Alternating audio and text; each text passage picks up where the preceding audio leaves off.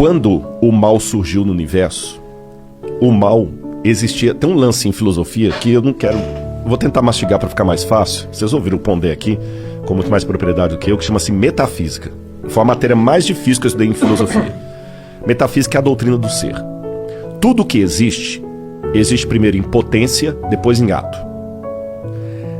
Eu não tenho filho, nem o monarca. Nossos filhos existem em potência. As suas filhas existem em ato. É potência mesmo, né, monarca? Não tem ninguém... É potência. É potência, mas pode ficar tranquilo. Não tem nenhuma certidão para ser reclamado, não. Nenhum DNA, não, brincadeira. Então os nossos filhos aqui existem em potência, porque eu posso ser pai, ele também pode. As suas não existem em potência, elas existem em ato, que elas já existem. A minha filha não tem como ser estuprada, como ganhar um prêmio, como passar no vestibular, como pagar um seguro de saúde para ela. As suas têm, para ganhar tanto coisas boas quanto ruins. O mal, como potência, passou a existir no universo a partir do momento em que Deus não obrigou nenhum filho a ser fiel a Ele. Eu criei vocês e vocês estão livres. Só que sigam as minhas leis, para que tudo dê certo. E aí, com a ruptura que houve no universo cósmica, a lei de Deus foi quebrada. E a punição era que o pecado passou agora de potência a ato. Ruptura cósmica? Ruptura cósmica. Que quer dizer porque o universo estava numa harmonia que foi quebrada. Você entendeu? Não era plano de Deus que criança e leucemia estivessem na mesma frase. Não era plano de Deus. Deus não queria isso. Deus não queria a pancada que você ganhou no seu carro hoje. Deus não queria isso. Mas aconteceu. Ele sabia que ia acontecer. Aí alguém fala, pô, sacanagem, se ele sabia, por que ele deixou? Aí que vem o Lúcifer, o vulgo Lúcifer, né? Que é Lutíferos, que é um nome que vem do latim, que não está na Bíblia, como eu falei.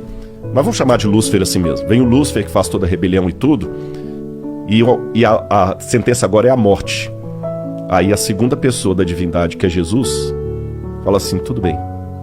São dois olhos que a lei quer, a lei está exigindo a morte, eu vou morrer no lugar da humanidade.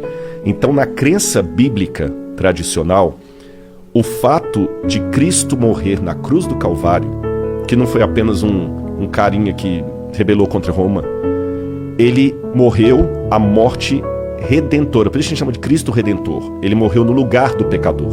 Ele que não era pecador morreu. Por isso que no Antigo Testamento sacrificava um cordeiro inocente para representar o Cristo.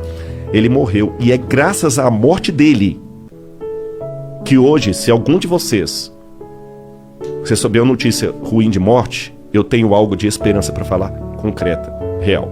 Só uma notinha antes da gente continuar aqui, eu quero só botar agora, tudo que eu falo, eu gosto de pensar também com a cabeça do nosso ouvinte aí, que de repente não tem a base religiosa, que eu falo, esse cara tá falando tonteria, né?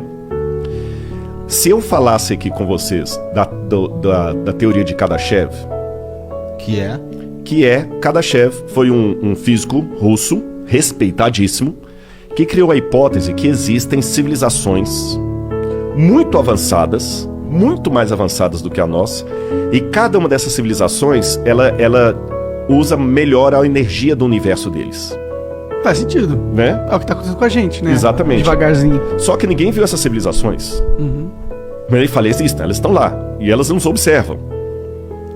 Kardashev... Segundo a teoria do Kardashev. De que ano que ele viveu? O Kardashev é do início do século XX, 1920, 1900. É moderno. Por aí, é moderno. Ele é contemporâneo da época de Einstein, aquele pessoal todo lá. Entendi. Então, quer dizer, o Kardashev, quando ele coloca isso, se eu falar da teoria de Kardashev numa faculdade de física, ninguém vai rir da minha cara. Só qual que é a prova empírica, matemática, científica que eu tenho disso aí? Zero. Mas se eu falar de Deus e de outros mundos, aí parece conto da carochinha. Por isso que eu fico muito... Pô, de fato, na boa, eu fiquei muito legal de vocês terem me chamado aqui, porque vocês não têm preconceito. Você entendeu? Não tem, mas dependendo do lugar que eu for, se eu falar da teoria de Kardashev, que é muito, muito louca, você entendeu? Pessoal, legal, pá. Mas se eu falar de anjo, de céu, de plano superior, de potestades, aí, né, esse cara é biruta. Então, na verdade, o Kardashev tá falando a mesma coisa da Bíblia, só que numa linguagem acadêmica que todo mundo aceita.